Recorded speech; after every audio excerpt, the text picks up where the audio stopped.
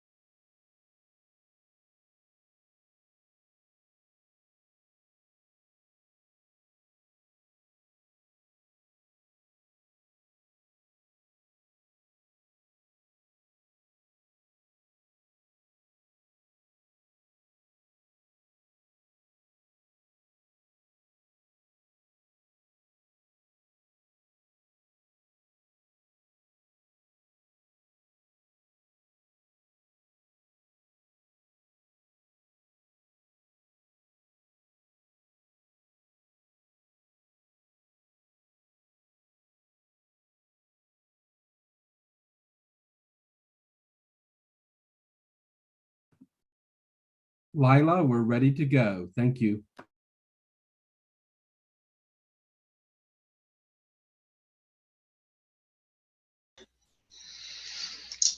Good morning, everyone. I'm Lila Haxton. I work for HUD here at headquarters in the State and Small Cities Division, and I'll be co-presenting with Corey Shorts, who also works with me. We have a few housekeeping slides to go over before we start our presentation. This PowerPoint presentation and webinar is being recorded and will be available on the HUD Exchange. All the participants will be in listen-only mode.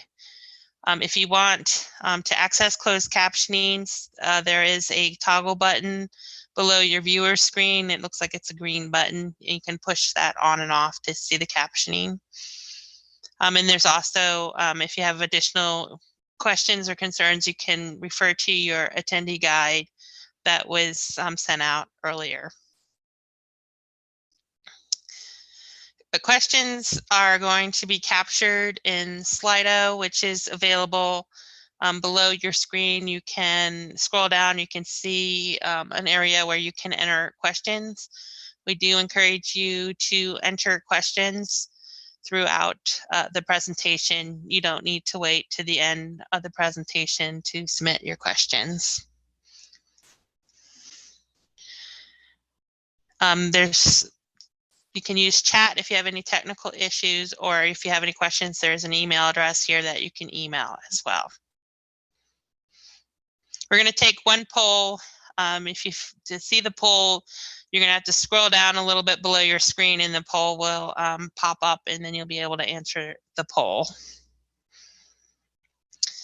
Questions and polls should be entered into Slido. Again, if you scroll down to your screen, you'll see the place where you can enter questions.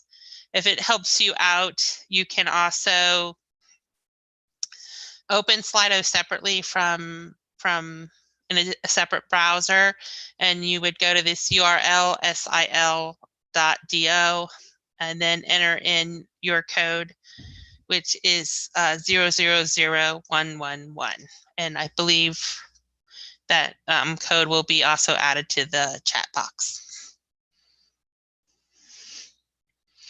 So today, Corey and I are going to provide you a bird's eye view or a high-level overview of some of the financial management requirements for the Community Development Block Grant Program. Next slide. Okay. Under the program, general administrative costs are capped at 20% of your award. And so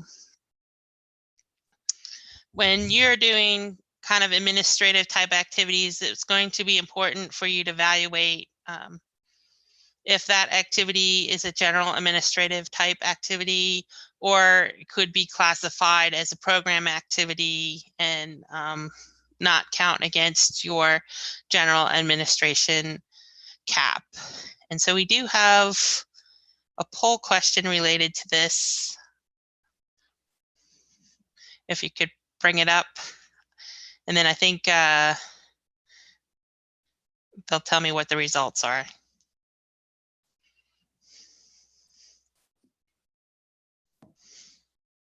Lila, we have launched the poll and we will relay to you the results verbally. Thank you.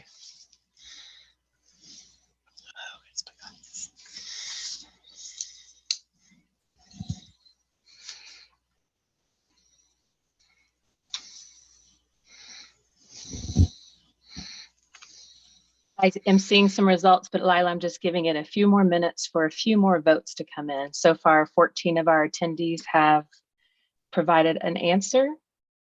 And yeah, so the question, it looks like, is, are all personnel costs considered to be general administrative and planning costs to be charged against the 20% cap? And so far, 78% of the audience has said false to that question. Which would be the correct response. I know it's a little bit tricky. That's kind of why we added this question into the presentation. So salary costs are an administrative cost, and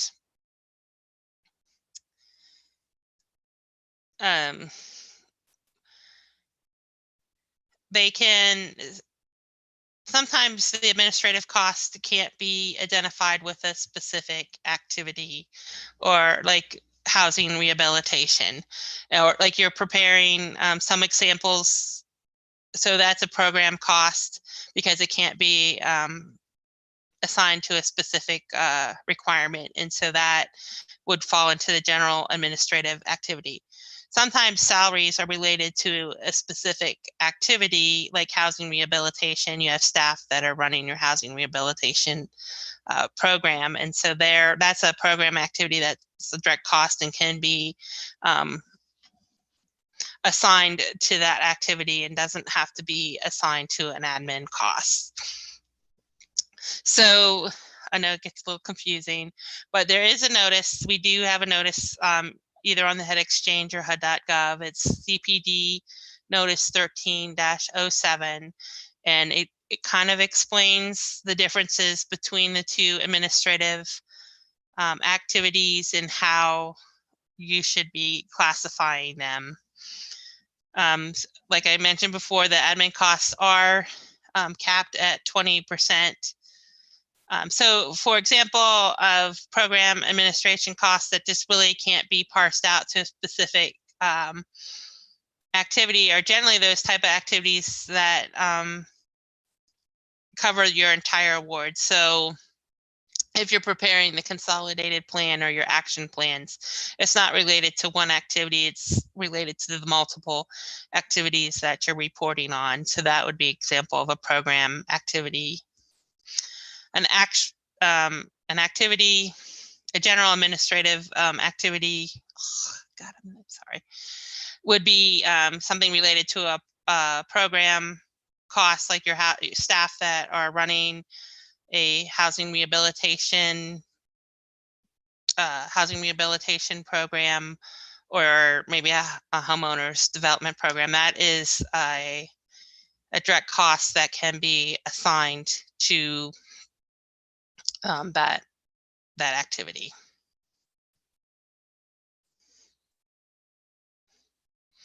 Next slide, general, okay.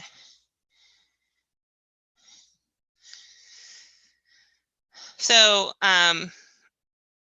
general planning and administrative costs, or they're generally oversight or general coordination. You have two options for charging your salaries. You can either charge the entire amount if that employee is entirely devoted to community development block grant program. You can charge that their entire salary. You'll still need, even though it's the entire salary, you'll still need to turn in timesheets indicating that. Or you can prorate the share.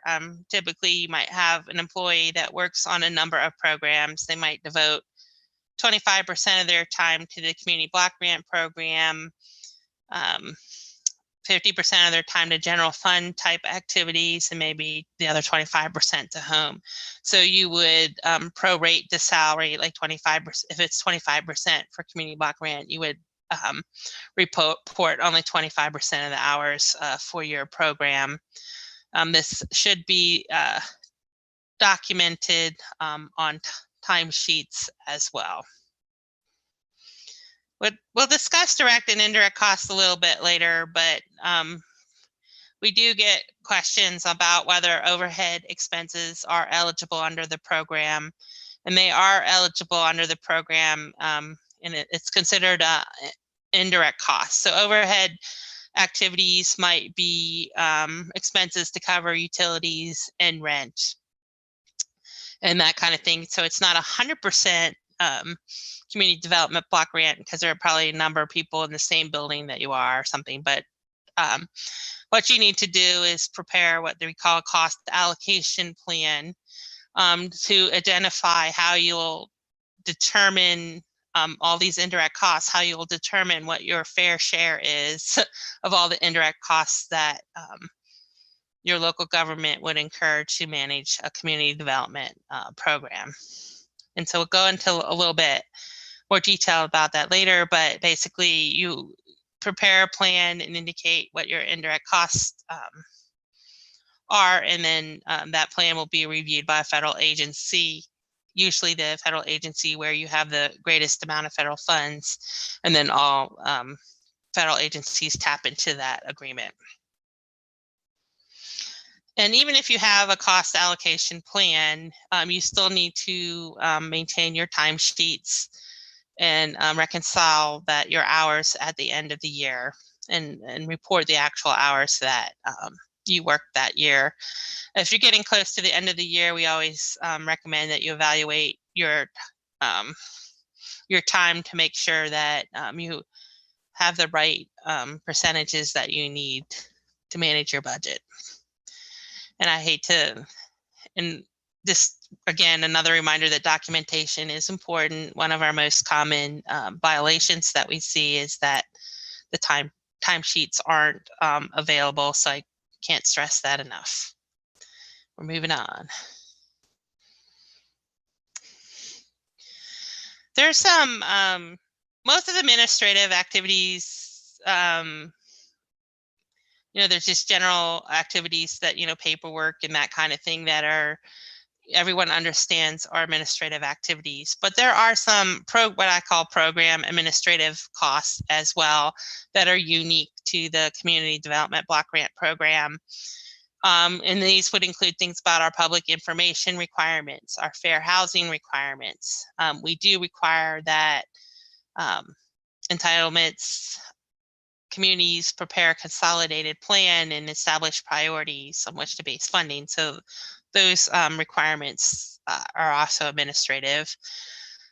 Any activities that you take to prepare and review applications to submit to HUD for approval, those are administrative activities. We also allow program management of other HUD programs, the enterprise zones and the home programs. You can, my understanding is, it's not my program, but my understanding is there's a low admin availability in those programs, and you could supplement, you can choose to supplement the admin of those programs with community development block grant programs. And then just any of the general planning work, policy work, or studies that you need to do to maintain your community block grant program. There are lots of requirements all policies and procedures need to be written down, and so all those types of activities would be covered, would be eligible under the planning and administrative costs. And we did publish, because of the coronavirus, community development block grant coronavirus funding, and we did publish a guidance on April 30th, 2021. So grantees may gather data and develop non-project specific coronavirus recovery and economic revitalization plans for communities and neighborhoods affected by the coronavirus under the authority of 24 CFR 570.205.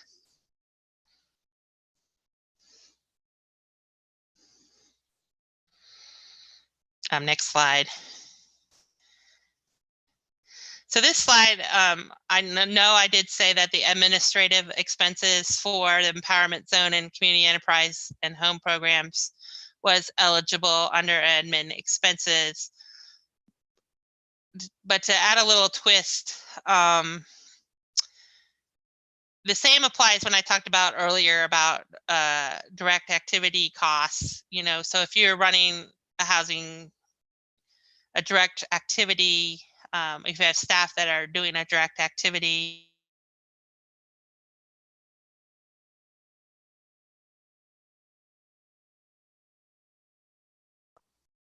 okay, I think I dropped out, but I'm back now.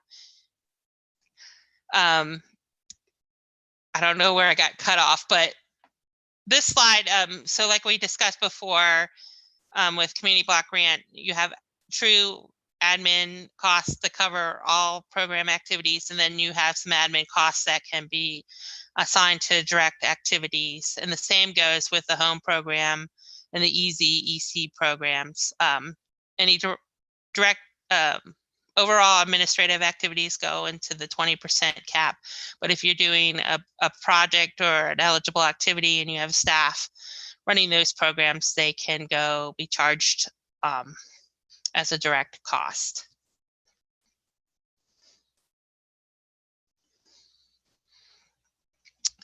Next slide. So we're constantly going to test whether, because there's a cap, we want to make sure that you don't go over the 20% that is allowed. So this is going to be verified at different parts, at different times through the grant cycle. And the first, obviously, is obligation. We want to make sure that you are not obligating more than 20%, the 20% that you are allowed. The 20% cap is established as part of the annual appropriations. It's not in statute. We do have a regulatory reference here that you can look as well. And my understanding, this presentation for entitlement, but a cap is different for states, and that will be covered in the presentation after lunch. Next slide. And so this just is a high-level sampling of example of how we calculate the admin obligation cap. So in this particular case, you have a $1 million grant award. You have to include your program income in this. So you're basing your 20% on $1,050,000. So 20% of that is $210,000. That would be the maximum amount that you can obligate. And the second is example is determining compliance with the admin cap. And so you've had actual expenses of $150,000. You have some unliquidated assets of $35,000, and then you have some unliquidated assets from your previous program year. So you have to make those adjustments to the $150,000, and then it looks like your total for admin would be $165,000. And you compare that with the calculation we did on the previous slide, the 210, you're below the maximum allowed, which is 210. So in this particular case, you would be on target. And then the next slide. We also, starting from 2015 on, we do an expenditure test on your planning and administrative cap as well. So not only do we do on obligations, we try to reconcile the value at the end of the grant cycle. And so we make sure that your planning and administrative expenses are no more than 20% of each grant. And in this case, we exclude program income. And we do have a report, PR 26, an activity summary report that you can use to help track those expenses.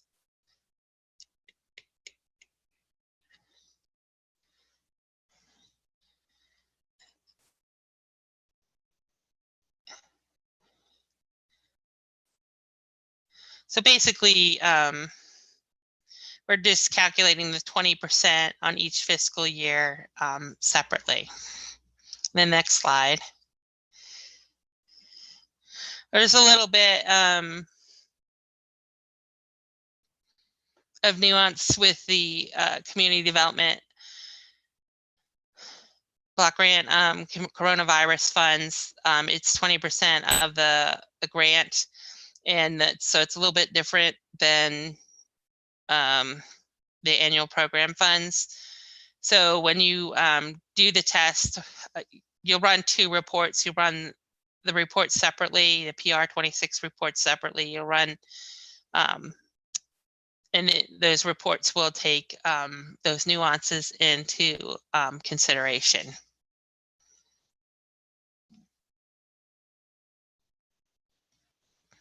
Next slide. And this is just a snapshot of the report that's generated, and the red box kind of highlights the planning, administrative and planning expenses, and it highlights the percentage, which is circled in green here, and it indicates that it's 10%, so that in this particular case, they're on track.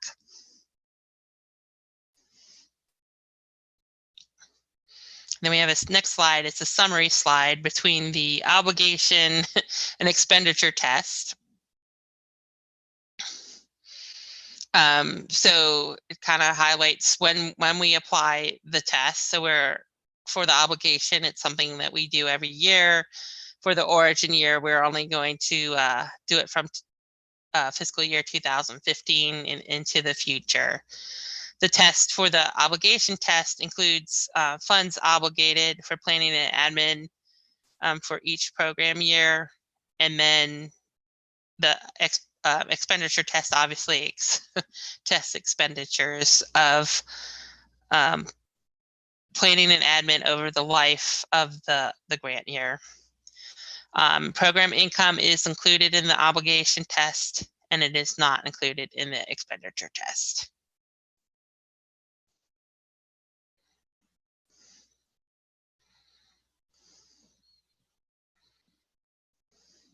Next slide. I think it's over to you, Corey. Thank you, Lila. I'm going to talk about pre-award cost rules now. So this is a little bit of a switch. Pre-award costs are what they sound like. Grantees can incur costs from a grant prior to the effective date of the grant agreement. You're going to find this in 24 CFR 570-200H. And when you're determining the effective date of the grant agreement, you're going to look at the later of the program year start date or the date by which the con plan is received by HUD. So just as an example, let's say you have a July 1st program year start date, and you have a project that's approaching in April or May, and it requires a large draw. You don't have enough from your current allocation. All the other development pieces are in place, and you want to draw funds before your program year. The pre-award cost rules allow you to do that, provided that you meet a few requirements. First is that the activity must be eligible, which is kind of a given, but it's just a good reminder that incurring pre-award costs are not a way around CDBG regulations. So that would include program regulations, eligible activities, national objectives, as well as cross-cutting regulations such as environmental, labor, all those requirements. So the activity must be eligible, must be CDBG eligible across the board. It also must be in your annual action plan. So if you're going to incur pre-award costs, just because that activity is described in your action plan, you're going to have to say in your action plan that you're going to incur pre-award costs for that. So it's not just enough to have the activity in your action plan. One limitation is the amount limitation on pre-award costs that you can incur. And the total pre-award cost for a single grant is $300,000 or 25% of the grant amount, whichever is greater. So those are cost caps. Another limitation is that payment for the costs that were incurred prior to the grant must be made within 2 years of the grant agreement effective date. You'll find that in 57200H. There are some minor exceptions, but for the most part, you're going to have to pay for those costs within the first 2 years after the grant agreement has become effective. Now, there's a little bit of a change in terms of applicability with CV. So with CDBG CV funds, there are 2 points. One is for states, this last bullet. States can incur pre-award costs or their subrecipients. As we'll talk about in more detail later with the state program, normally the state is not incurring costs for activities itself because the state's not carrying out activities. It's non-entitlement units of general local government are doing that. But for CV, for a portion of their CV funds, states can carry out activities directly, which means just like entitlement grantees can do, they can incur costs prior to their grant agreement for that. So states can do that under CDBG CV.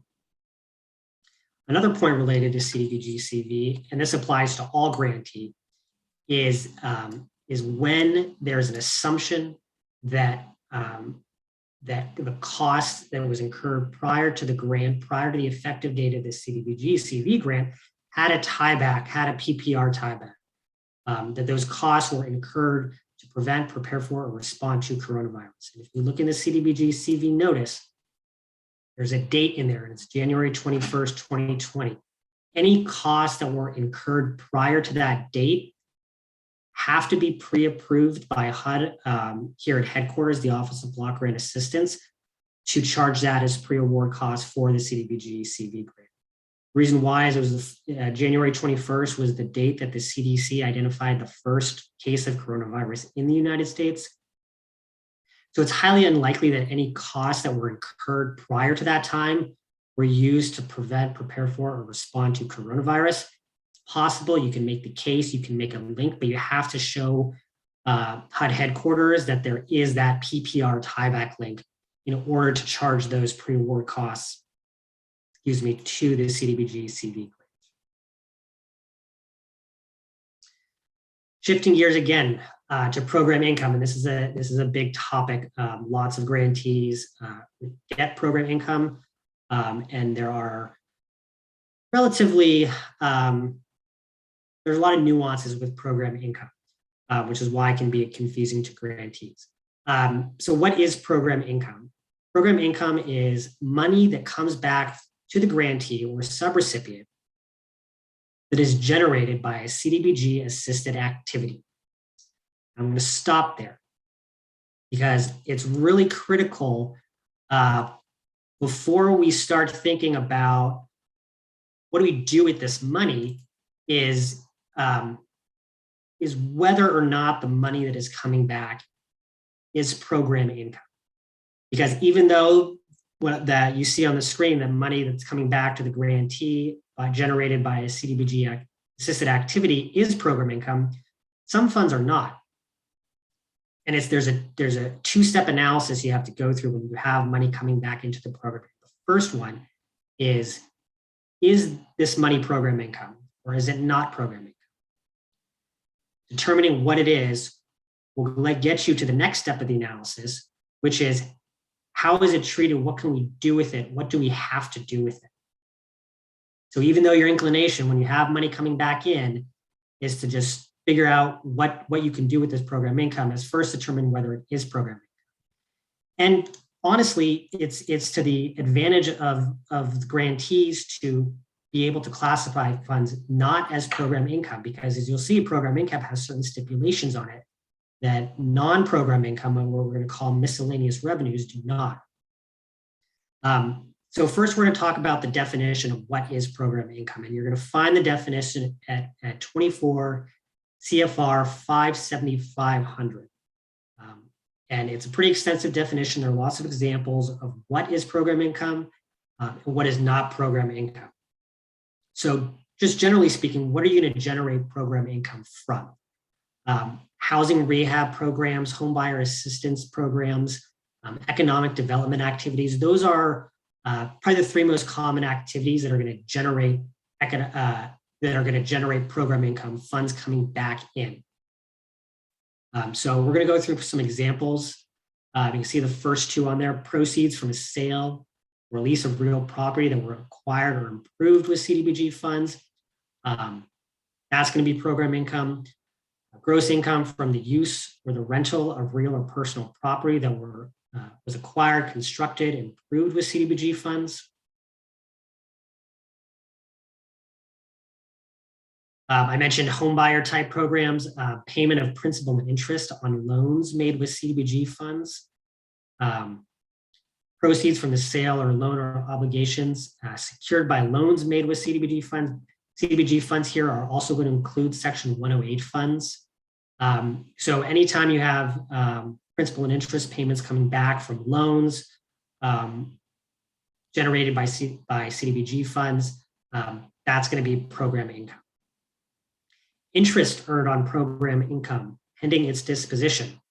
So if you have program income, you're going to keep it in an interest-bearing account. That interest earned on the program income is itself program income. There's a little bit of a nuance. We're going to talk about revolving loan funds, which are like a subset of program income, where the interest earned is not necessarily program income, but for just program income that's in your account, that interest that's generated is going to be program income itself. Funds collected through special assessments on properties not owned or occupied by LMI persons. So in the public facilities portion of basically CDBG, you learned a bit about special assessments. So I'll do a quick kind of recap. Special assessments are used to recover the capital costs of a public improvement through a fee levied or a lien filed against a parcel of real estate. Those fees that you're collecting back are program income. It's not as though you're just reimbursing yourself with CDBG funds and they're just treated as regular CDBG funds when they come back into your account. They are program income. They're subject to program income requirements.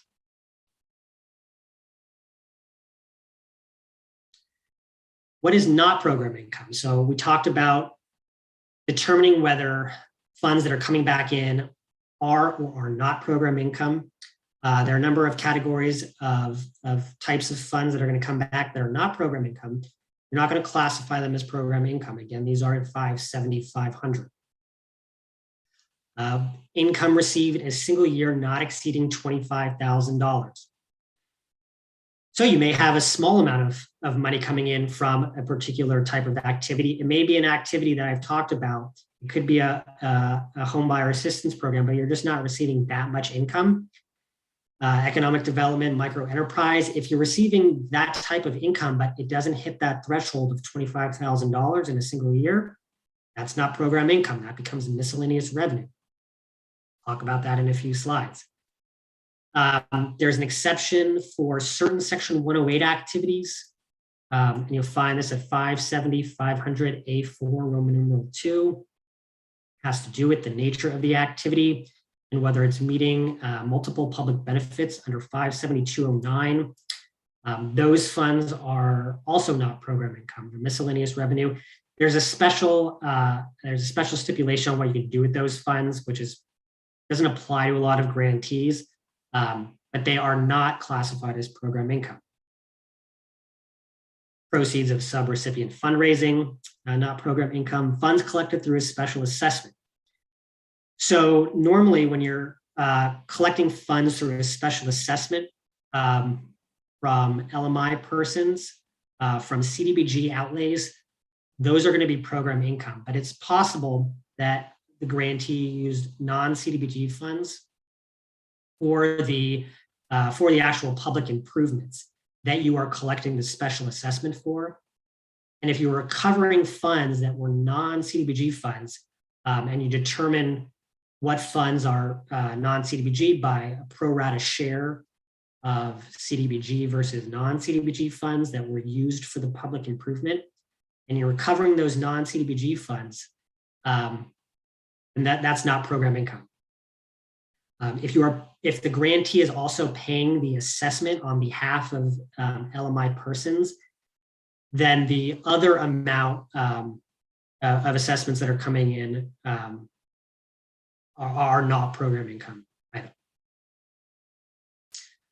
Subrecipients' proceeds from disposition of real property or personal property 5 years or more after the grant closeout or after the end of the subrecipient agreement. We're going to talk about this in the last couple of slides in this session. But those funds as well are not going to be classified as program income. So I'm actually going to skip ahead to talk about miscellaneous revenues. So we've talked about funds that are not program income. Well, what do you call them? We're calling them miscellaneous revenues. Now, grantees with a limited amount of income in a single program year are going to like this. So I talked about that threshold of $25,000. So if you have less than $25,000 of income coming in a year, even if it's generated from CDBG assisted activities, even if it's an economic development activity or a homebuyer assistance, rehab activities, if it's under $25,000, it's not program income, it's miscellaneous revenues. The obvious advantage of classifying something as miscellaneous revenue is not subject to program income requirements.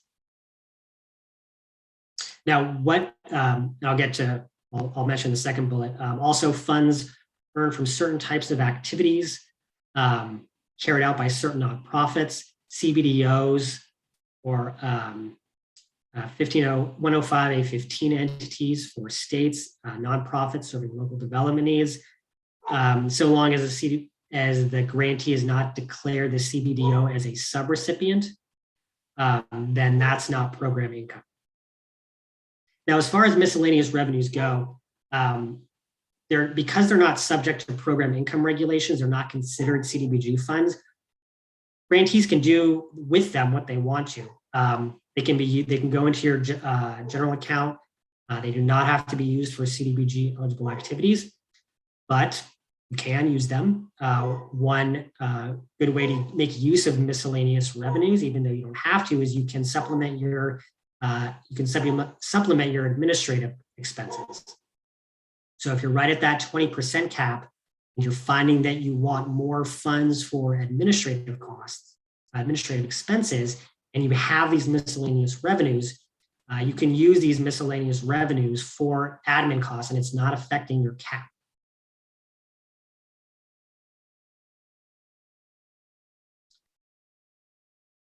So we've talked about what is program income, what is not program income. Once you've determined that funds are program income, you've gone through that step one of the analysis, and now you're at step two, and it's what do we do with it? What do we do with it? What can we do with it? What are the constraints on those funds? So to that, you're going to look at 570.504. Remember, 570.500 is the definition. 570.504 are the requirements of how you can use them, what you need to do with them. So simply put, program income are CDBG funds.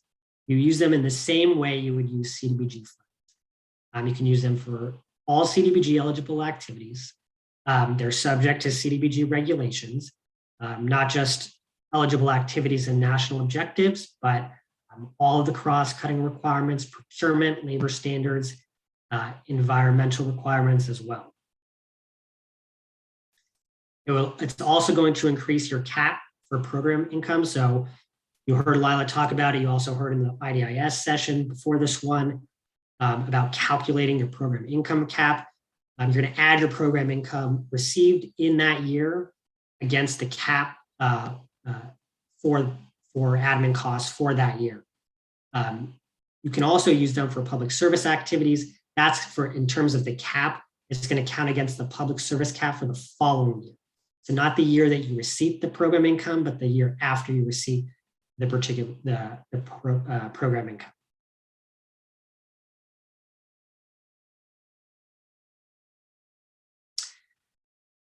Dispersing program income.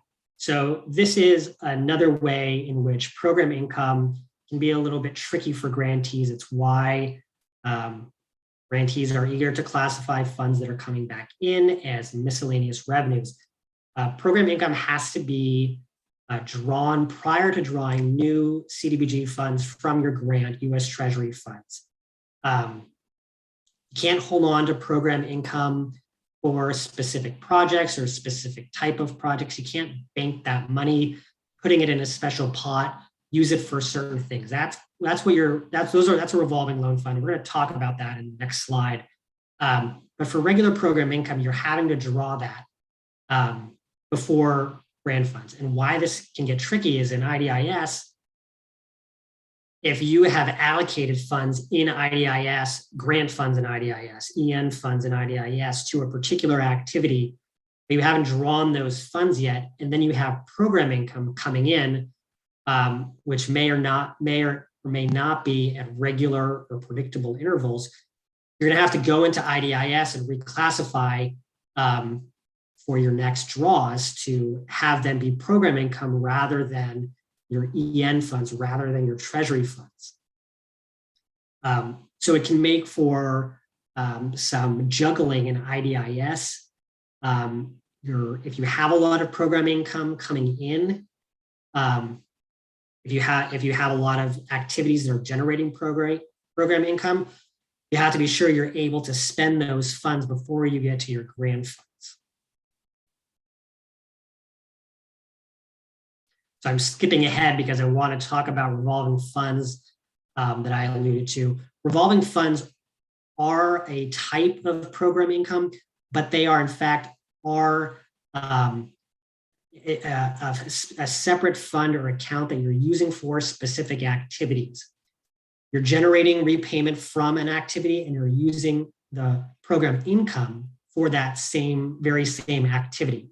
So if you have, for example, a micro enterprise assistance loan fund, you're gonna use CDBG funds. You're gonna make loans. Those funds come back in. You can put them in a separate account and set them up as a revolving loan fund that you are going to use for micro enterprise assistance activity. So it has to be used for the same activity that generated the repayment.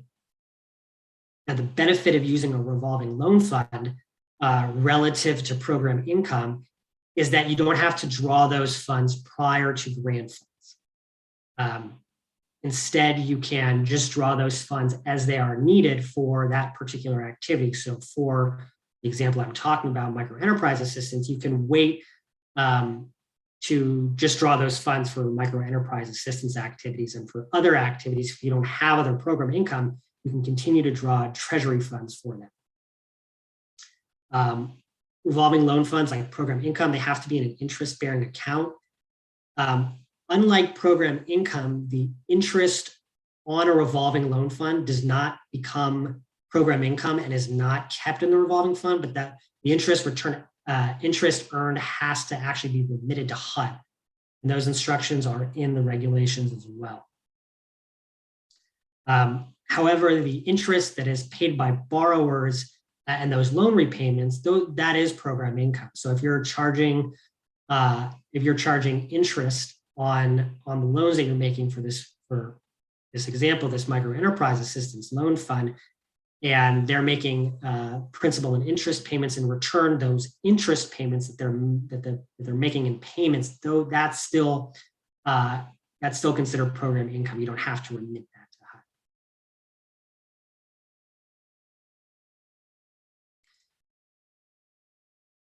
So we've talked about what program income is, what it isn't, what you can do with program income, what the limitations are on program income.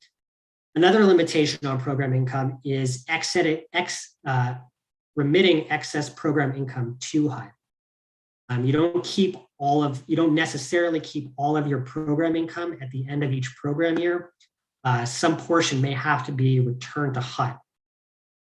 And the idea, of course, is that grantees are not accumulating excessive amounts of program income in their fund, in their accounts, and then they're never able to get to their annual grant allocation. So at the end of each year, a grantee has to determine whether it has excess program income. You can see the site there. It's in 57504 again at B2 Roman numeral 3. These funds, if you're going to go over the cap, we're going to do a calculation in a minute. Those are going to be remitted to HUD CFO. And it doesn't, so it's not going to be available in your line of credit.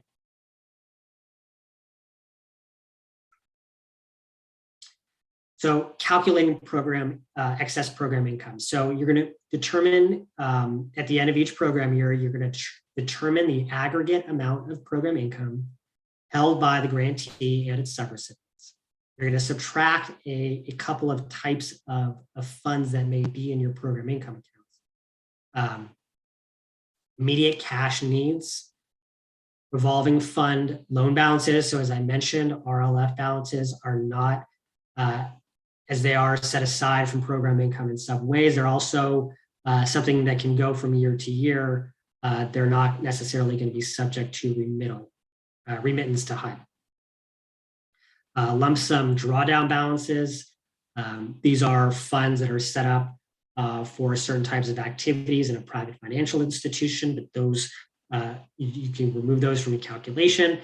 And cash used as security for Section 108. So those would be program income generated from 108 activities that is pledged as security for the Section 108. Once you've removed those types of funds from your program income account, anything in excess of 1/12 of your most recent entitlement grant has to be remitted to HUD.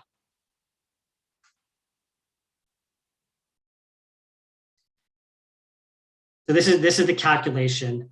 You're going to have, so in this sample, you have $250,000 of program income. You have $20,000 of immediate cash needs. Those are obligations that are coming due at the beginning of the program year. You have an RLF balance of $180,000. And in this scenario, no lump sum drawdowns, no cash for 108 security. Once you've subtracted that $200,000 out of your total program income, you're left with $50,000. And then you're going to look at your most recent grant amount. Here we have $1,920,000. 1/12 of that. So again, that's about a monthly amount that you would disperse is $160,000. Since $50,000, the balance once you've in your program income account, less those other types of funds, is less than $160,000. You don't have to remit any of that to HUD. You can keep all of the $250,000 in your line of credit. Now, in a different example, let's say you had a lot more program income. Let's say you had $450,000, so $200,000 more. Once you've subtracted out that immediate cash needs and the RLF balance, you're left with $250,000. That, of course, is going to exceed 1/12 of your most recent grant. $250,000, the excess above $160,000 is going to be $90,000. You would have to remit $90,000 to HUD. You would get to keep the remaining $160,000, but you would lose some of that program income for future use.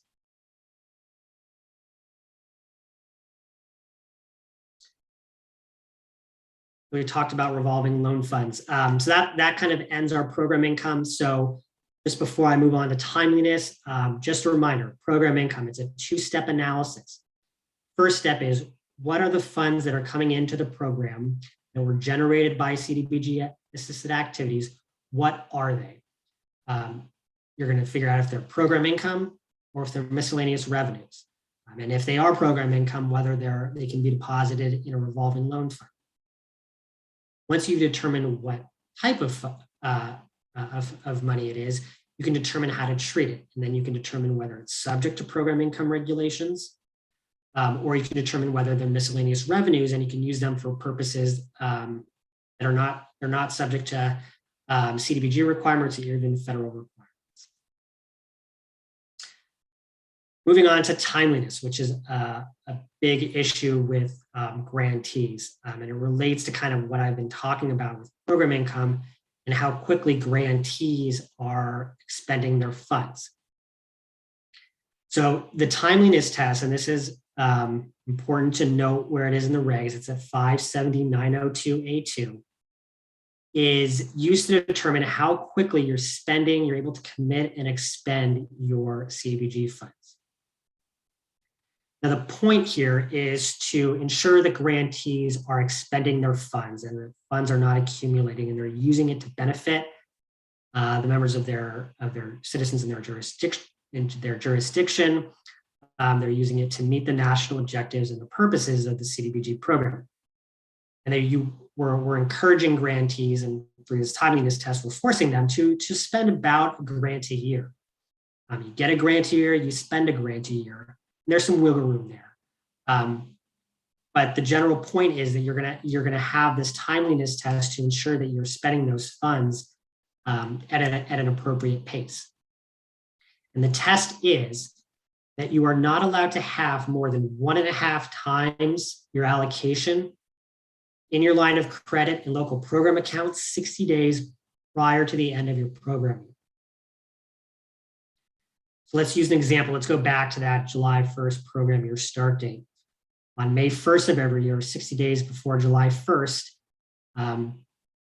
you are going to look in your program account. And if you have 1.5 times your most recent allocation, you have failed the timeliness test for that year. If you chronically do that, if you chronically are failing the timeliness test, HUD can impose sanctions, and then it can include withholding future grants until you show that you can expend CDBG funds at an appropriate pace. States don't have the same requirement. We'll talk about that in the next session. But it is a critical test for grantees. So it's really important that you're aware of the test, not just 60 days or 61 or 65 days before the end of your program year, but throughout the year. You can look in IDIS, the PR56 report can show you the amount of funds you have in your line of credit. You always want to be sure that you're giving yourself, you're making a note to yourself to be checking the balance in your line of credit throughout the program year, and especially as that date approaches. You don't want to be stuck with having more than 1.5 times your allocation. And like we talked about program income, even if you dip below that at some point, if you have program income coming into your program, it could bump you back up above the 1.5 times. So the important thing is to give yourself lead time. Don't do it the day before. One issue is that IDIS doesn't necessarily record transactions immediately. So even if you were to go the day before your 60-day timeliness test and you expend a bunch of funds, it may not show up in IDIS on that 60 days. So give yourself time right before. But also, you don't really want to get in a position where you're trying to expend a bunch of funds right before your timeliness test. One way to do that is to make sure that you have a mix of activities that are allowing you to expend CDBG funds on a relatively predictable basis. So you don't necessarily want to do all big projects that have larger but less predictable and more spaced out draw schedules. Now, of course, how grantees use their CDBG funds is according to their needs and in their jurisdiction and according to their consolidated plan.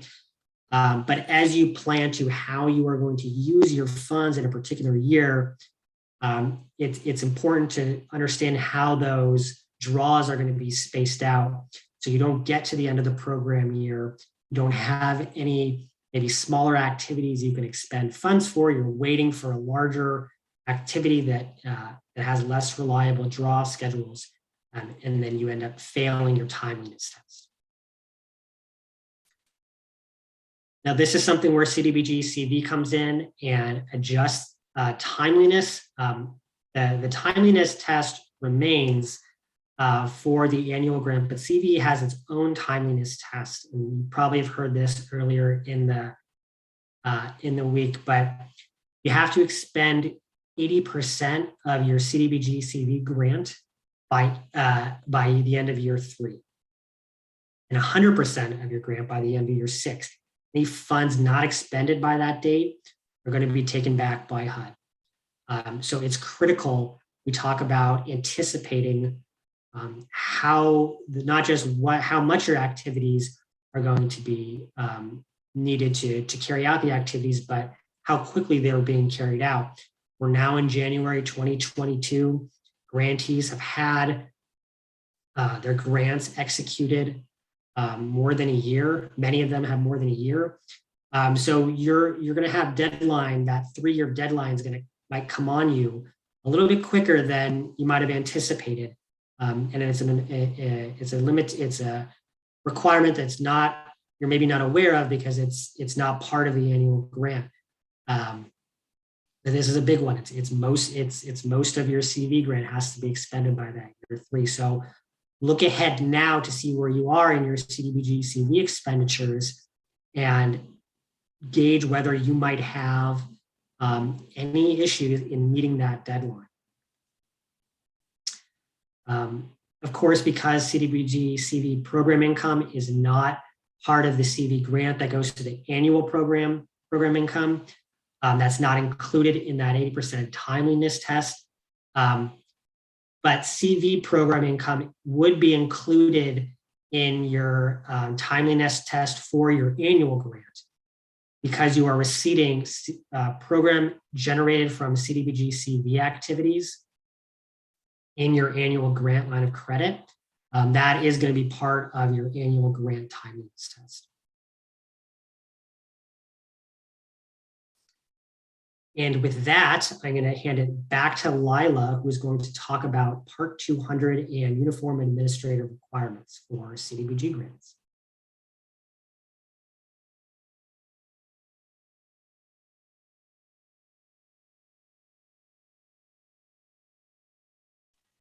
Lila, you are muted.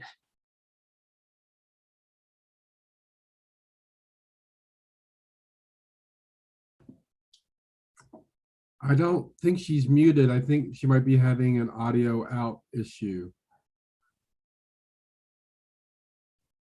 We can't hear you, Lila.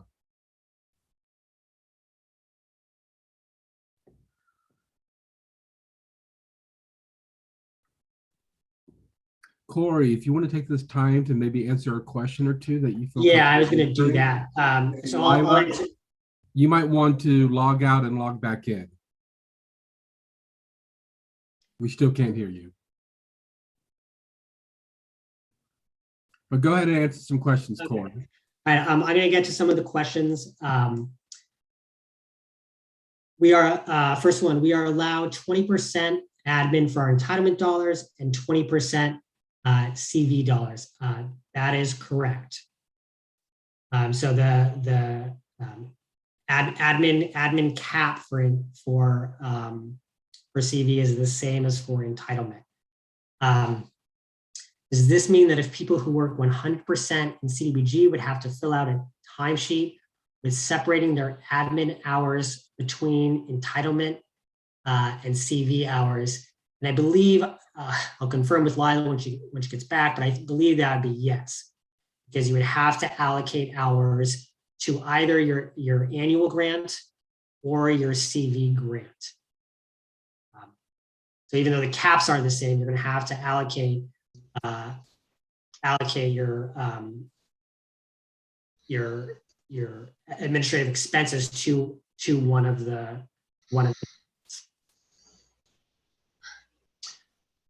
Lala, you back with us? Yeah, can you hear me now? Yeah, we got you. Oh, good. Because I didn't know what was wrong. So I'm going to talk to you today about the uniform administrative requirements, cost principles, and audit requirements for federal awards, which also includes cooperative agreements. So this is these requirements are codified in 2 CFR Part 200. You'll hear it called the super circular.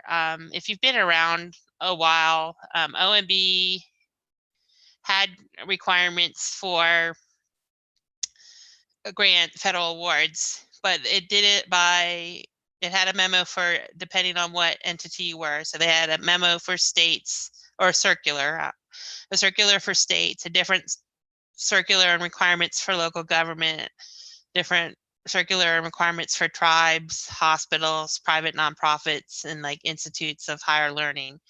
And it got confusing. Each entity had different requirements kind of for the same thing. And so back in 2015, OMB reviewed all those circulars and consolidated them and then published what is now the uniform requirements. So all the entities now follow the same rules for grants management for federal awards. So federal agencies must follow these requirements unless it's specifically required by, there's a difference or something that is specifically required by federal statute, regulation, or executive order. And so sometimes they apply and sometimes they won't. And you'll see differences even between the programs. So entitlement and state requirements will vary depending on what our community development block grant regulations are. And so states have a little more flexibility and latitude than local governments do. Next slide. One thing that does apply to the community, one part of, so the award, the 2 CFR covers several subject areas, pre-award activities, closeout activities, and one of them made an audits. So it has different subsections. And so one of the subsections is cost principles. So it provides some guidance on eligible expenses. So you're going to be looking at community development, block grant regulations about what's allowable and eligible under the program, and as well as supplement that with the cost principles. And the cost principle section of 2 CFR has some overall guiding principles of how you determine a cost is going to be eligible under your program. So it must be what it's called. There'll be 3 tests that you'll have to consider before you pay out a cost. So is the cost reasonable? Is the cost allowable? And is it allocable? So next slide. So 2 CFR defines what cost reasonableness is. And so this is the first bullet. Cost is reasonable when it does not exceed what a prudent person would incur under a similar circumstance. So there's several, I know that's kind of broad and you're like, oh my. So you have to take consideration to what is reasonable. You will look at the cost. Was it necessary or ordinary for the activity at hand? Were prices comparable for similar goods or services? So I definitely, hopefully you have a wealth of grants data like housing and rehabilitation. You probably have some examples of what you paid in the past for, like for example, housing rehabilitation costs, and maybe even, it doesn't even have to be community block grant funded. If your local government has done like street paving or something with general fund activities, it kind of gives you an idea of what you paid in the past, will give you what to expect in the future. I realize there's some nuances in inflation and all, but you know, if you're paying $50 for a bricklayer in the past and now you're getting an invoice for $300 an hour, you know, it raises the red flag, and it says, you know, you need to look at that a little more closely to see if that cost is reasonable. Did the individuals act with prudence, and were there any deviations for set policy? So you'll need to be familiar with state and local policies, if there's any, on how to determine if costs are reasonable.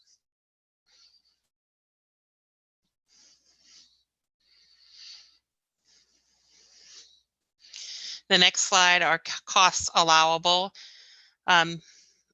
This is kind of a two-part analysis when you determine if costs are allowable. You know, the 2 CFR 200 provides a list. When you go in there and you look on the cost principle section, it will have a whole long list of activities about whether they're allowable or not. So they do identify some activities that are just flat out not allowable, like entertainment, alcohol, bad debts. Someone asked about coffee, and is coffee eligible? And no, food is not an eligible expense according to the cost principles. There will be some costs that may be allowed under certain circumstances. You see a lot of exceptions for research, maybe, where it wouldn't be generally eligible, but if you're studying something, there are a lot of exceptions for animals and stuff like that, but I know that doesn't necessarily apply to the community block grant funding. And then the last bullet is some costs are dependent on the federal funding source. So obviously you will have to look at what's eligible under the community block grant funding. So if there's an activity that's not eligible under community block grant funding, it's not going to be an allowable cost.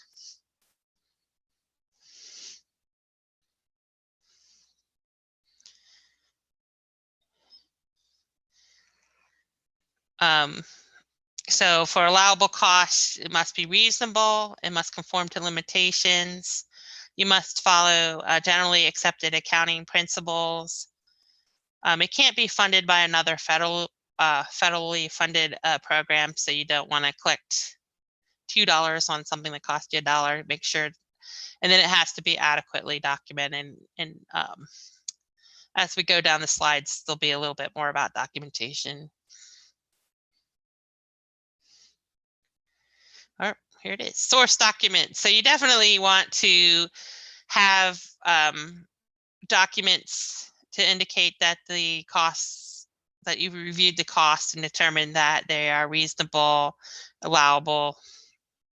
And so you would explain the basis of the cost incurred, the actual date of the expenditure, and then you would have some sort of documentation, like a canceled check, a paid bill, payroll, or that kind of thing.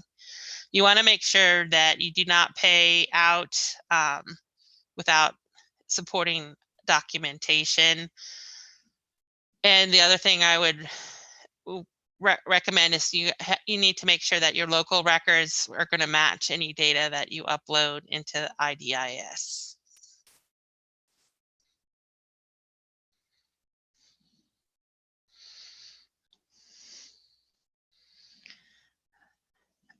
There's cost allocability.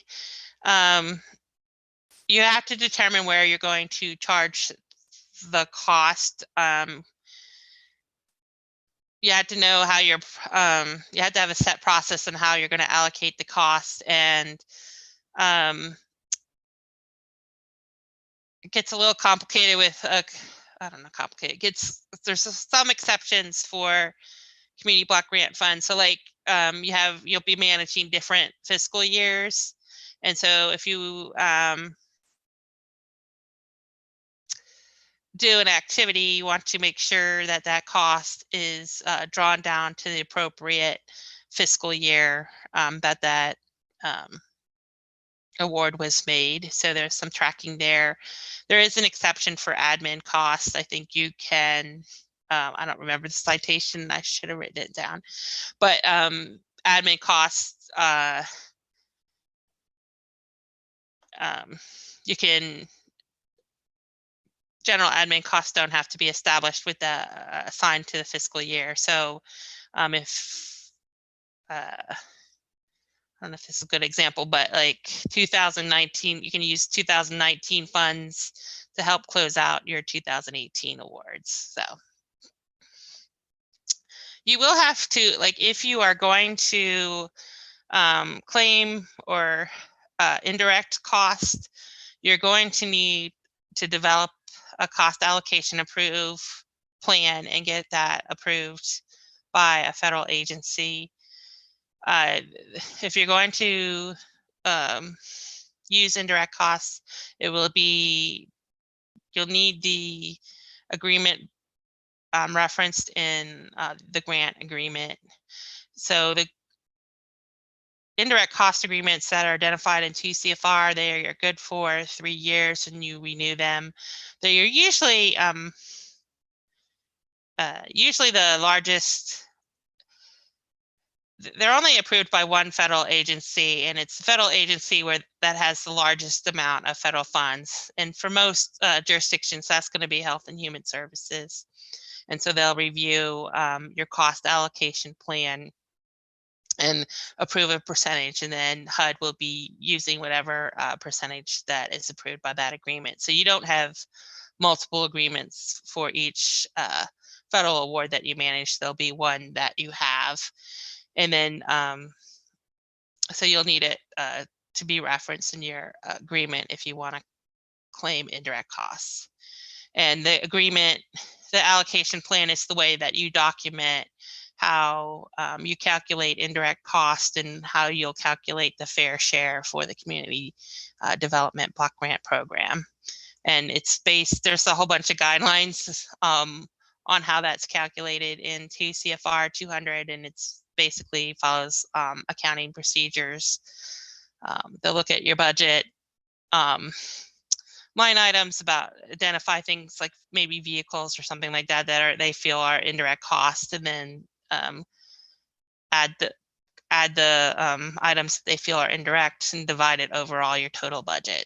Essentially, I don't know exactly what HUD does, but usually most agencies, if you don't have indirect cost agreement already on the books, you'll have to work through HUD, and usually HUD contracts out with Health and Human Services to make that calculation on our behalf.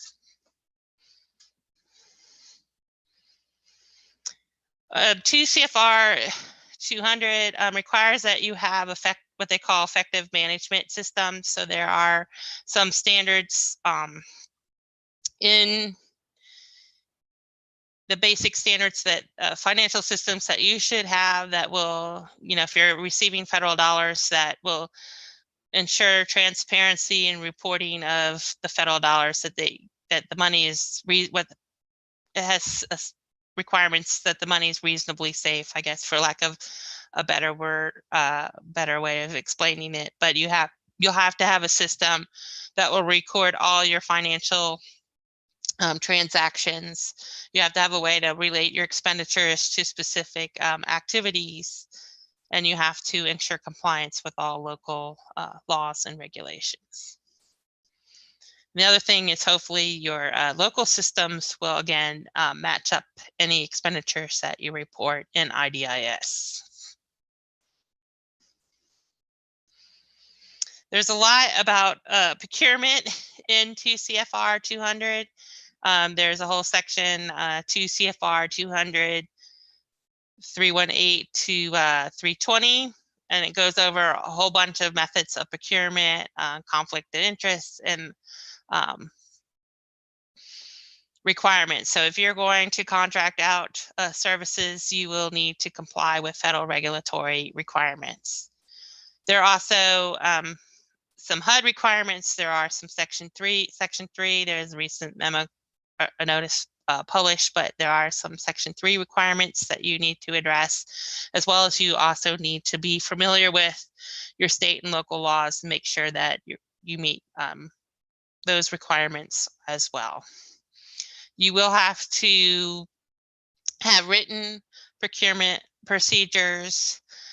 You should have procedures that are designed to encourage open and free competition and encourage outreach to small and minority businesses. You'll also, like many of you will be like pass-through entities, you have to meet the procurement requirements as well, and you'll also have to kind of push down. If you're a grantee, you're going to have to push down those procurement requirements to your subrecipients as well.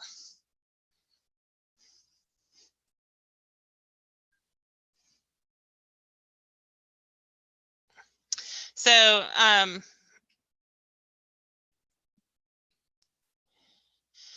the first bullet here is you're not required to do procurement, like if you're working with another governmental entity. So for example, you're a small town in a larger county and you want to pave roads or do a street infrastructure type project, and you work with the county. The county would do the project on your behalf and you would reimburse them. That's not considered a government or interagency type agreement. It's not considered a procurement. So you don't have to go through that whole process. And then there are some nonprofits fit into that exemption as well. The other thing is, the 2 CFR 200 covers procurement requirements for state governments, local governments, private nonprofits, and tribes. It doesn't provide requirements for developers or beneficiaries like a homeowner or something like that. It's, it kind of stops with the entities that are covered, generally non-state entities that are covered by 2 CFR requirements.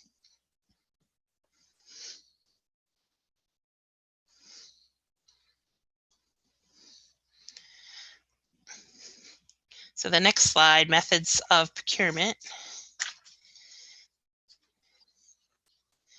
So non-state entities going to have to use one of these 5 methods of procurement. Procurement by micro-purchase, procurement by small purchase procedures, procurement by sealed bids, procurement by proposals, and then there's a non-competitive proposal requirement as well. The uniform rules divide the method of procurement into 3 categories. They have an informal procurement method, a formal procurement methods, and non-competitive procurements. The informal methods of procurement are used for the smaller contracts that are below what we call the simplified acquisition threshold, which is in 2018, was last established in 2018 for $250,000.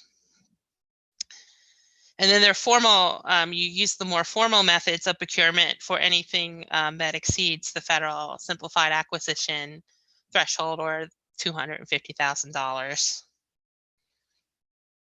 There is no threshold for the non-competitive procurement. You also, like I mentioned before, is you need to make sure that your state and local laws are met. And it's getting better, but not all. It's going to be sometimes it might be a hard comparison because not all state and local requirements use these terms. So you might have to do a little digging around to find out what you need to apply. Procurement by micro-purchase is the acquisition of supplies, property, or services where the aggregate dollar amount does not exceed the micro-purchase threshold, which is $10,000. The procedures comprise a subset of it's really a small subset of what they call the small purchase procedures, you know, because it's limited to $10,000, and it just has an expedited process where very low dollar amount purchase transactions can be done with minimal administrative burden and costs. So basically, you would be able to award a micro purchase without soliciting competitive quotes if you determine that the cost is fair and reasonable. There's not a lot of guidance on how this is done, but you know, you need to look at your local government and state procedures, and based on the nature of the contract, the item that you want or the service that you want, develop a reasonable way to determine what's fair and reasonable, and make sure that's written and included in your procurement records. Procurement by small purchase procedures is pretty simple. It's also considered what we call an informal procurement method for securing services, supplies, or property that is below the simplified acquisition threshold, the $250,000. You'll also want to check with your state and local laws. They might have a lower amount, so if there is a lower amount for that threshold, you'll have to comply with that. But if you're wishing to purchase supplies or services by a small purchase, you can't exceed that $250,000 price. So generally, it's used. Small purchase procedures are used for fixed price or not to exceed cost reimbursement contracts with assurances that the scope of work can be completed for the simplified acquisition threshold. You'll have to complete what we call the independent cost estimate and have that record in the procurement, have that in your procurement record to indicate that you believe that that procurement is going to be under that amount. And so what you would do in this case, you would just obtain price or rate quotes from an adequate number of qualified sources.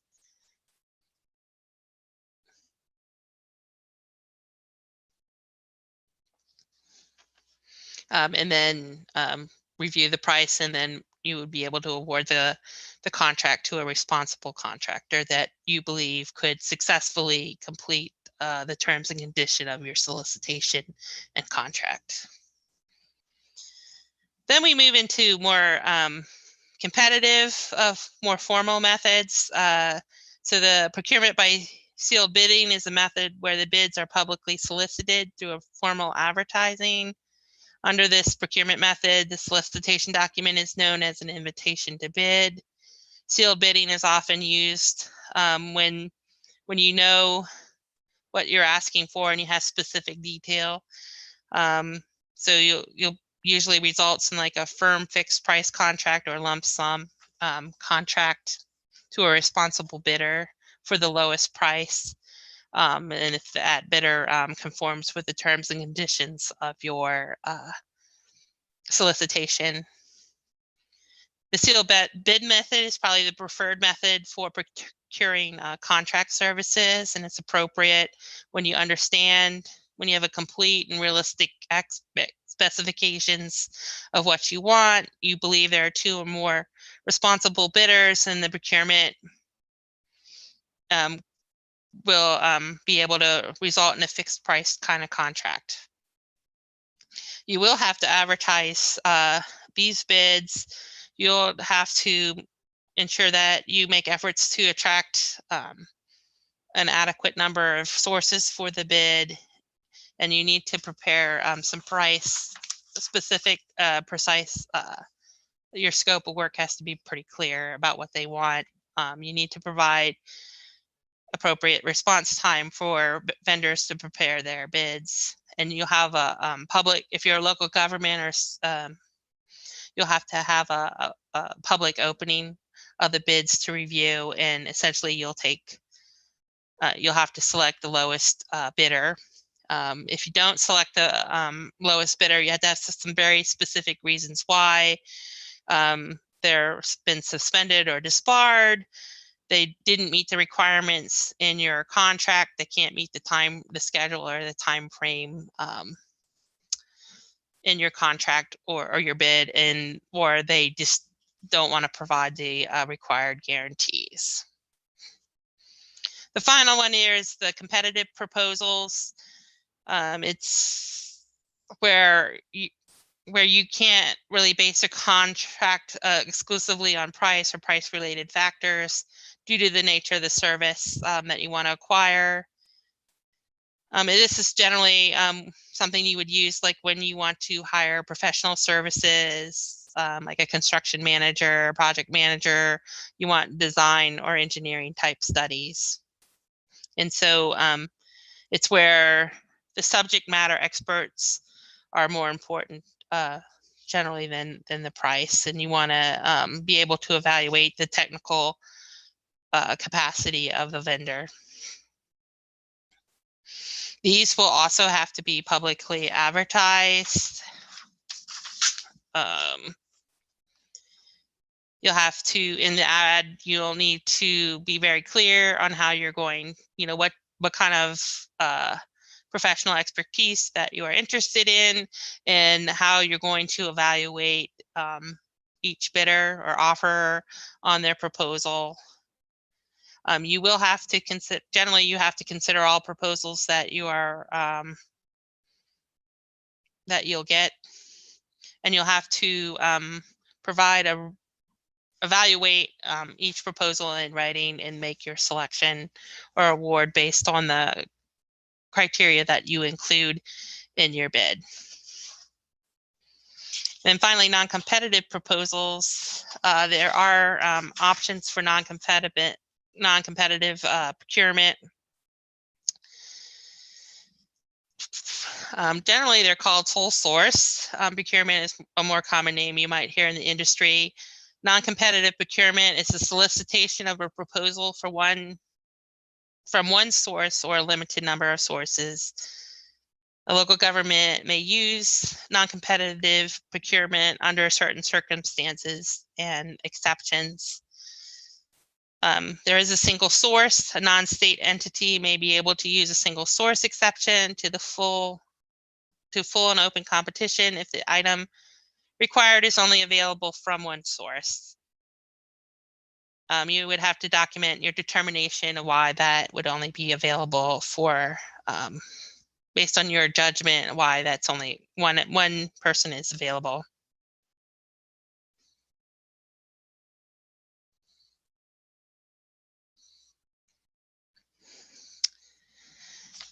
There are some exceptions for competitive procurement for emergency situations. There's a lot of information out there. I know for CV coronavirus response, there's a lot of resources that you can look.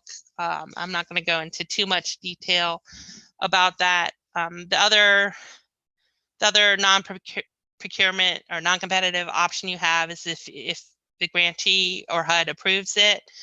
So you would submit a request to your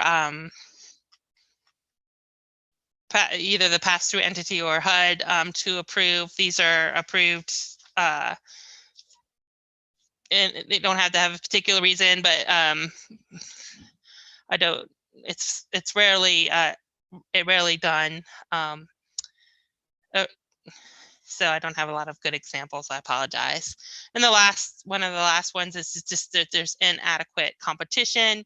You've run a competitive bid, you only got one person.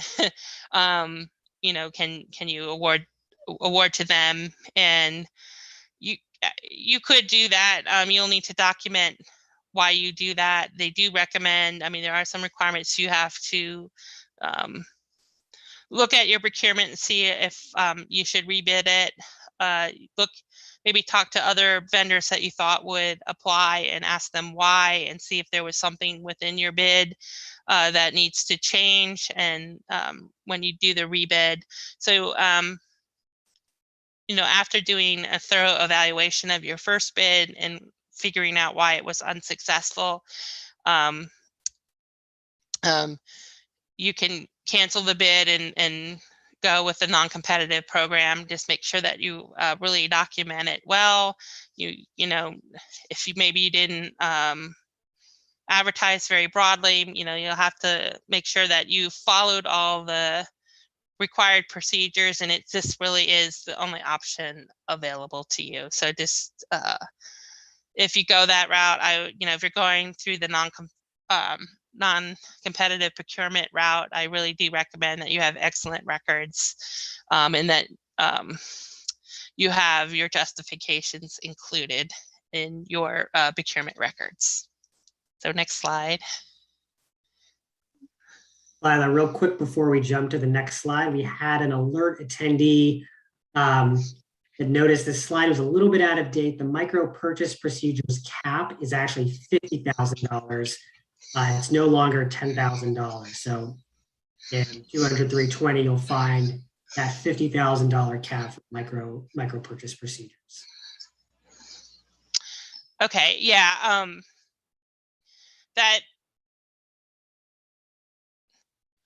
yes. So the way that it is able to go up. So the way that when you look at the regulations, there are that like they use the term, like I've been using, simplified acquisition threshold. OMB will publish something, a number that they have the ability to increase that amount. So from time to time the amounts will change. So I'm sorry, we're not up to date.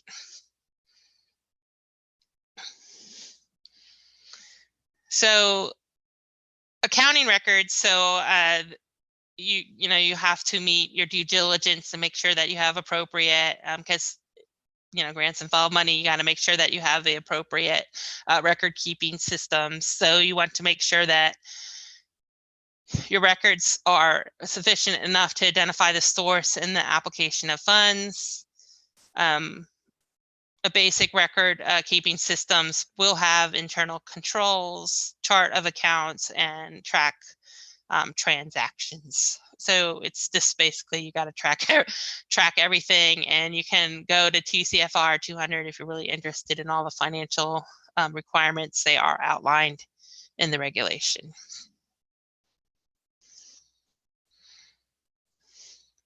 Finally, there's the audit. Next slide. The audit requirement. So there's a single audit requirement. There's a special audit.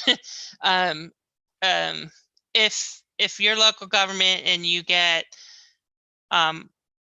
spend in your fiscal year, if you spend over $750,000 in federal awards, you have to get with a single act audit.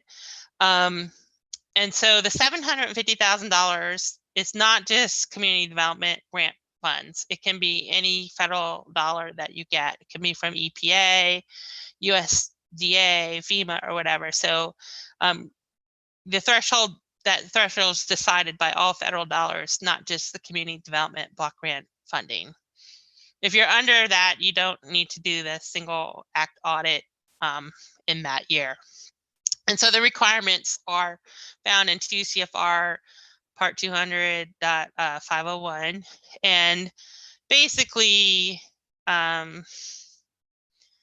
there's requirements of what an audit should be. And basically, if you have federal funds, your CPA or whoever's performing the audit will look at each federal dollar, each program, and take a closer look at how you're spending and tracking the community development block grant program using guidance that's provided by OMB.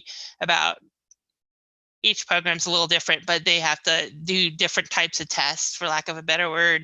And so they have to report out. CPA will use that guidance and report out on your programs. And there may or may not be findings related to the audit. But if there are findings, I think, oh, I'm sorry, I skipped a slide. The next one talks about it has to be conducted by a CPA. And then when the audit is completed, the CPA will upload your audit to the Federal Clearinghouse. This is a public database. Anyone can go to the clearinghouse and see the results of your audit. So it will say Howard County, and then it will list all the programs the federal programs that were reviewed, and you could click on community block grant funds and see if community development block grant, and you click on that, and it will say if there were any findings. There are going to be minor and major findings, and you must, if there's a major finding, as a recipient, you're going to have to resolve that audit finding, and that will be something that as a grantee, HUD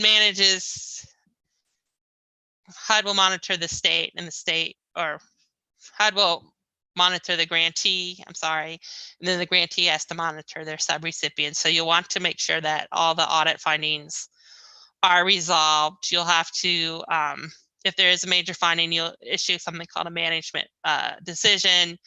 There may be, depending on what it is, they'll have to have a corrective action plan that the two parties agree to. So the grantee and the subrecipient would agree to a corrective action plan, and then you have to officially close out that action plan once the issue has been resolved. And I'm going to hand a presentation back over to Corey. Thank you, Lila. Okay, we are down to our last two slides for this session. Next to the last two are going to talk about changing in use of personal property that has been acquired and or improved in whole or in part with at least $25,000 of CDBG funds. And this one's going to apply to subrecipients. The next slide, we're going to talk about real property under the grantee's control. But for subrecipients, again, property under a subrecipient's control, acquired or improved with at least $25,000 of CDBG funds, must continue to meet a national objective for 5 years after the expiration of the subrecipient agreement. I should say at least 5 years. The grantee can, in the subrecipient agreement, choose to have require the subrecipient to have the property meet a national objective for more than 5 years after the expiration of the agreement. So again, that property has to continue to meet a national objective even after the expiration of the subrecipient agreement for a certain period of time. If you want to change that, then you're going to have to change the use so that it no longer meets a national objective within that time frame. Then you as a grantee, you're going to have to return the funding at current market value of that property. The subrecipient must return the current market value of that property, and the grantee is going to treat those funds as program income. If it was, and this applies for both grantees or subrecipients, if it was acquired or improved in part with CDBG funds, it's a pro rata share. So if you've improved, used $25,000 of CDBG, $25,000 of other funding, and the current market value then goes to $80,000, and the subrecipient wants to change the use of a property and it no longer meets a national objective, they're going to return $40,000 because that would be half pro rata of the CDBG funds that were put into acquiring or improving the property.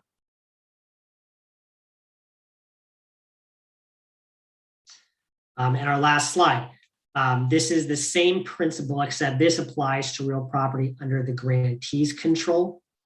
And instead of talking about 5 years after the end of the subrecipient agreement, because it's not a subrecipient that's holding the property, it lasts for 5 years after grant closeout.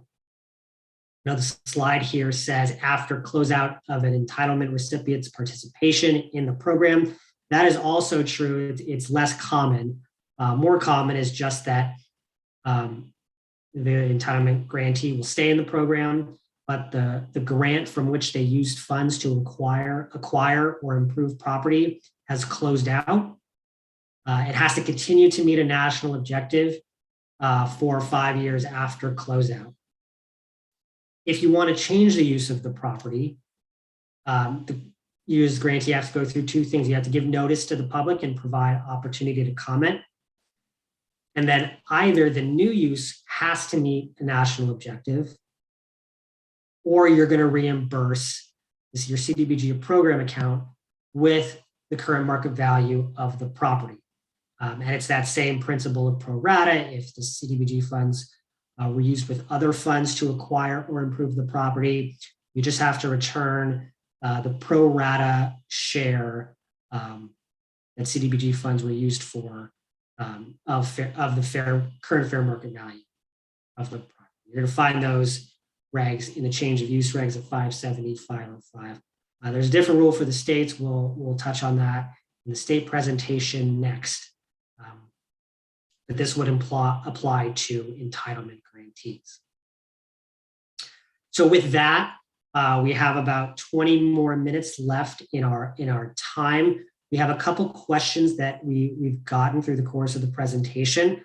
So Lila and I will answer those, but just a reminder, if you'd like now to ask questions on any material that we've presented, you can still ask those questions as we're starting to answer some other questions that we've got. So the first one, we've got a couple of questions about program income.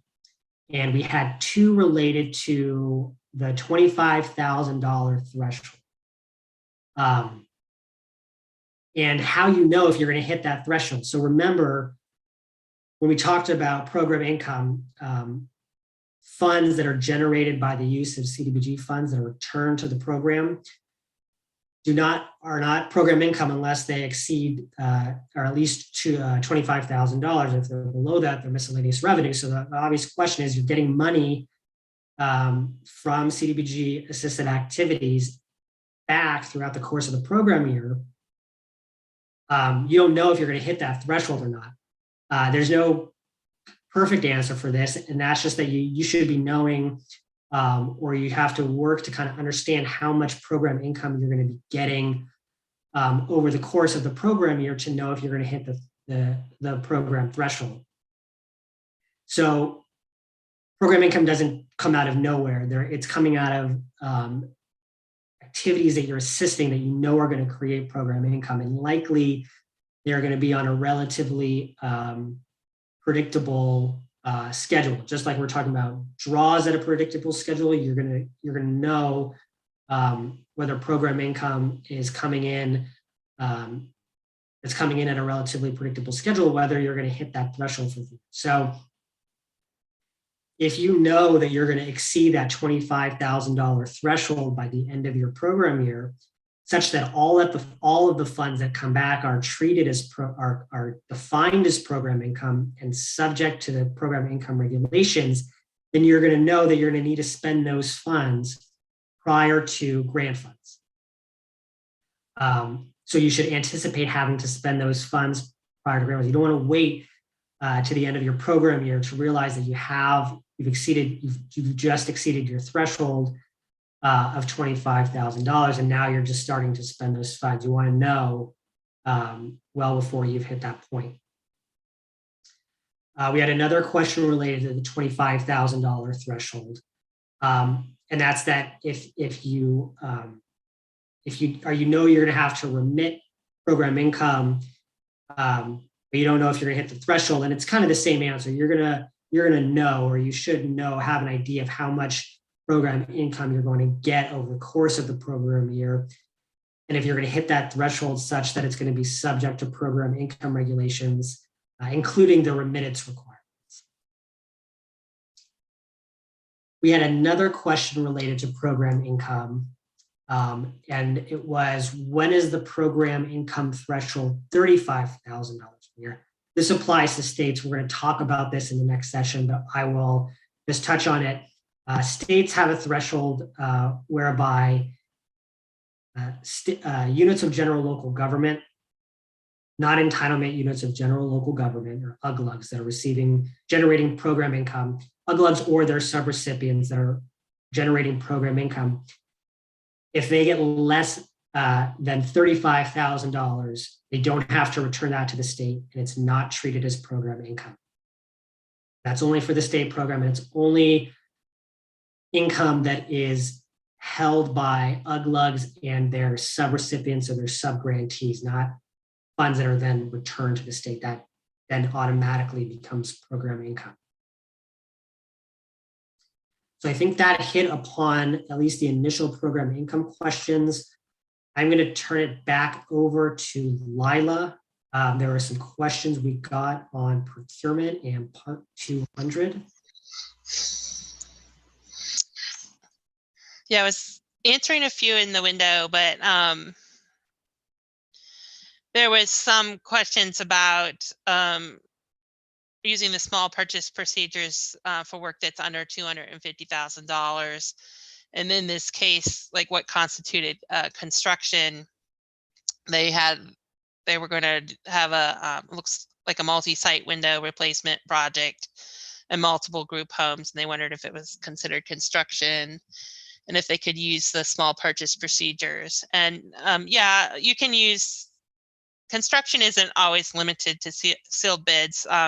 You can use small purchase procedures for different types of activities that you are procuring. You just need to make sure you have to document, you have to prepare your independent cost estimate for what the work is expected, and make sure that it's under $250,000. And also, even though that's the federal threshold, you also should check your state and local laws to make sure that they don't have a lower percentage. If they do, that will be the threshold that you'll have to use.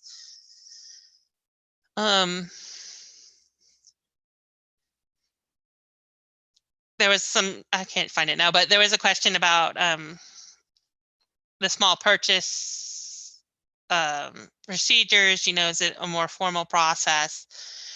Or do I have to prepare a bid? And so, yeah, or have like procurement records. And in general, the small purchase procedures, you still need to have a procurement record. You still, you need to prepare your bids. You still need to do the independent cost estimate. You don't have to go for the full-fledged, advertisement and review of bids and sealed bid openings. What you can do is have that bid, and you can send it out to a number of qualified, who you feel are a number of qualified offers that you think could respond to your bid, and then review those offers that you get from that. So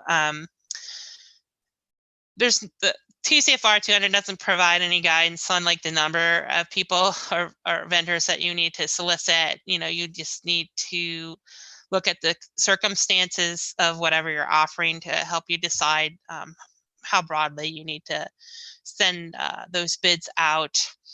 Also, again, I would stress that you need to look at your state and local guidance to determine if there's any requirements that indicate what you need to do, what kind of documentation, and how many offers that you might need.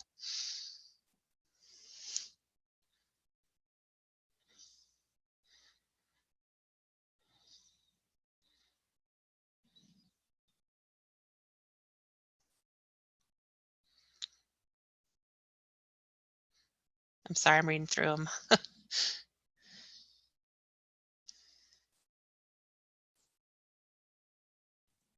While you're reading through, I'll answer another question related to program income. The question was, does the $25,000 program income threshold include the revolving loan fund? The answer is yes. So RLF funds are considered a subset of program income, even though they're exempt from the remittance calculation that we talked about at the end of the program year. In terms of determining whether the funds are defined as program income and treated as program income, the revolving loan funds would be considered that for the threshold. Okay, so there's a question. It says, do you have examples of appropriate documentation to evaluate a subrecipient salary allocation plan? When the people had new questions and it bumped, I'm sorry. I was assuming it was the indirect costs. And so if you want to negotiate an indirect cost rate, I do recommend going to the Health and Human Services website. They negotiate the highest percentage of indirect cost agreements and have probably the best guidance out there. And that's probably who HUD will contract with to review it anyway. So they would be a good resource.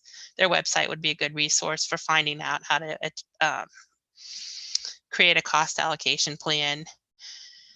Can you explain how to use 2 CFR Part 200 in conjunction with any of the additional specificity in 24 CFR Part 570? And so this kind of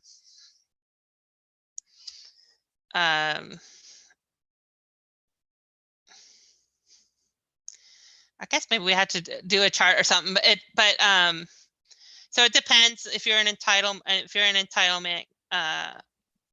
entity, you're going to have to follow more, because when you go to and Corey, what's the subpart for entitlements? But they are required to provide address 2 CFR Part 200 requirements. The cost principles do apply. The audit requirements do apply. Some of the pre-award activities and post-award activities do and don't apply. So you'll have to generally, you'll just have to be familiar with the notices and information that are posted on our HUD exchange or HUD.gov. Usually the guidance document kind of indicates when a 2 CFR requirement applies and when to the Part 570 trumps, or in some cases the program statute would trump a 2 CFR 200 requirement.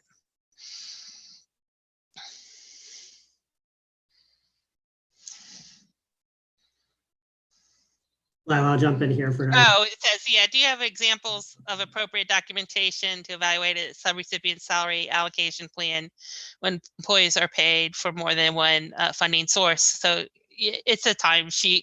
Essentially, each day they would submit a timesheet and indicate the number of hours that they worked on each of the programs. And then, of course, this would roll up to an, I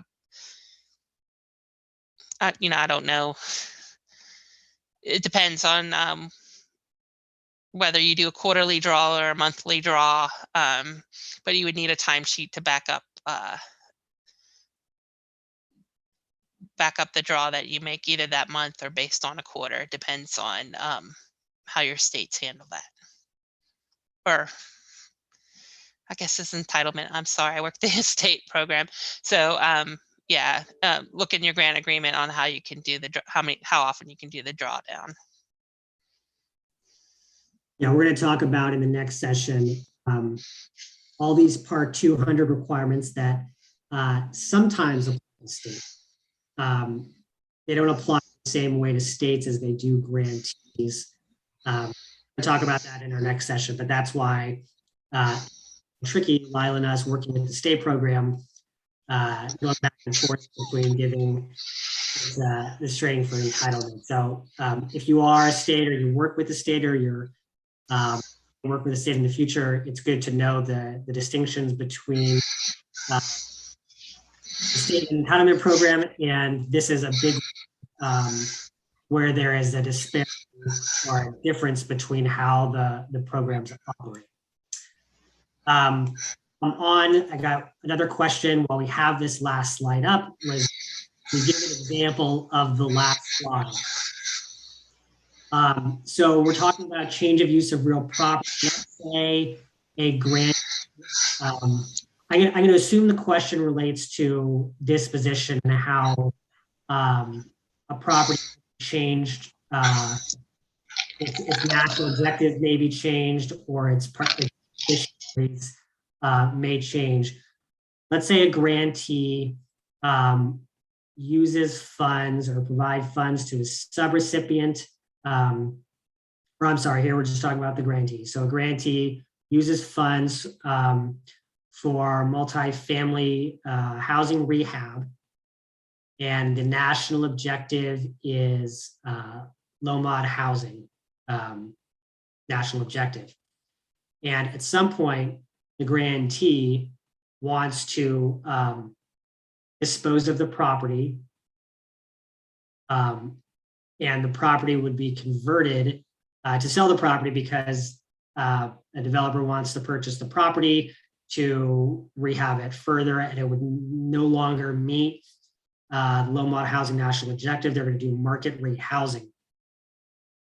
At that point, you would have to ensure that you're meeting these requirements. You're going to have to notify your citizens, receive comments on the change, and if you're going to, and if your grantee are going to sell the property, and you have not, you haven't gone to the at least 5 years after closeout of the grant that you use the funds to originally acquire or do the rehab with, you're going to have to reimburse yourself.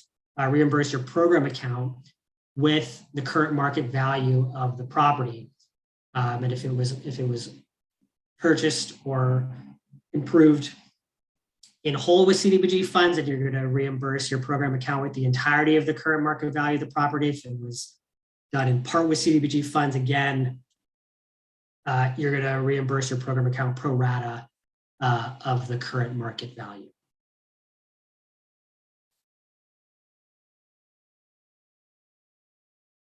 Got another question on program income. Is there a dollar threshold that needs to be met below which interest on program income does not need to be returned to HUD? So the dollar threshold is, it continues to be the $25,000 threshold. So program income or interest on program income is program income. So if you have your program income and then you have interest on that and it still does not exceed the $25,000 threshold, then none of it is going to be program income. It's going to be miscellaneous revenues. But if you have program income and it exceeds the threshold, and then you have interest on that, then you're going to have a total amount of program income that exceeds the threshold. And that is all going to be considered, defined as program income, and it's going to be treated as program income. It's going to be subject to the program income regulations.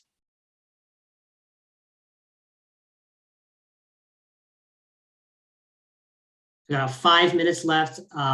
Lila, were there any more that you had that you would like to answer?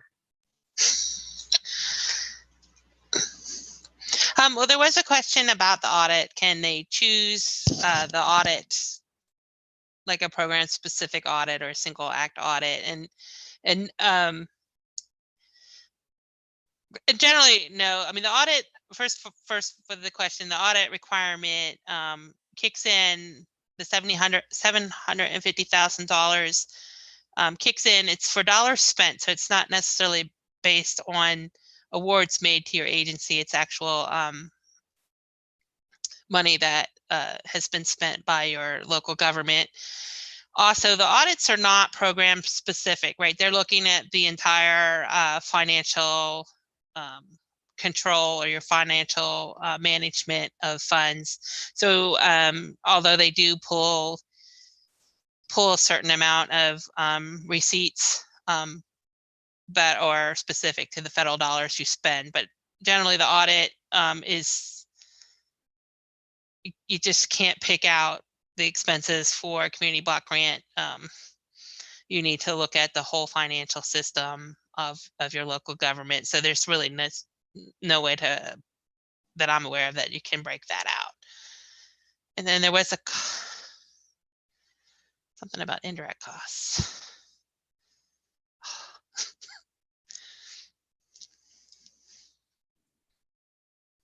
I'll jump in real quick. Another question on change of use. If we had a change of use for a facility previously improved with CDBG funds without doing a change of use, should we do it now based on the date the change of use occurred, which was approximately 2 years ago?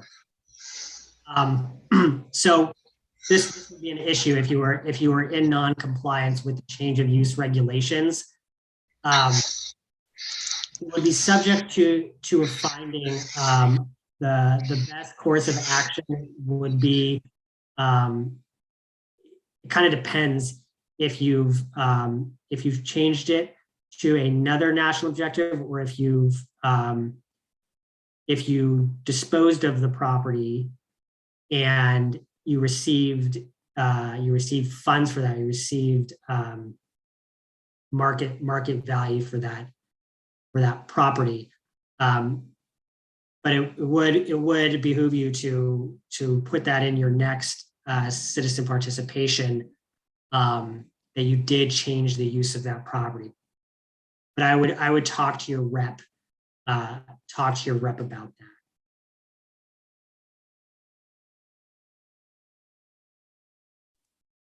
We're about 2 minutes from time. Lila, anything else before we? Yeah, there was a question about the indirect costs, and if they are paid out under the grantee's admin cap, or it says it's part of the subrecipient grant. So indirect costs are charged with the salary costs. So it depends.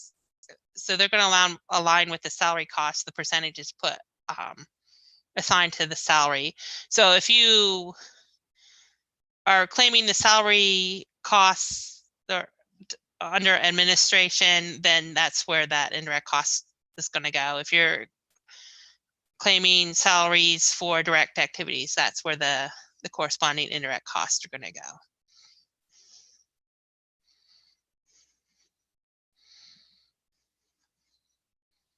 So it depends on what the activity is, I guess, is the answer. But it generally is however you're charging the salary, it's going to determine where the indirect costs follow. That is always the answer for this question. It depends. So if you do have an "it depends" answer to the question, please reach out to your reps, and we can try to provide with the answers to those questions. With that, we are at 1:15, which is the end of the financial management session for the virtual CARES Act conference.